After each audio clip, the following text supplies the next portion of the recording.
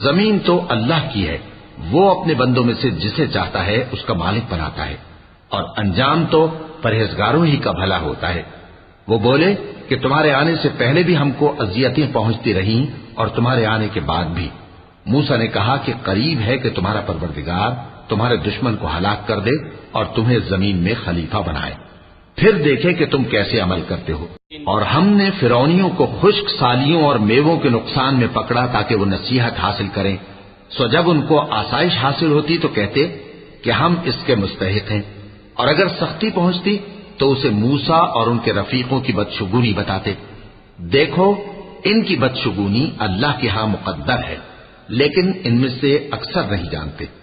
اور کہنے لگے کہ تم ہمارے پاس کوئی بھی نشانی لاؤ تاکہ اس سے ہم پر جادو کرو، مگر ہم تم پر ایمان لانے والے نہیں ہیں۔ تو ہم نے ان پر طوفان اور ٹڈیاں اور جوئیں اور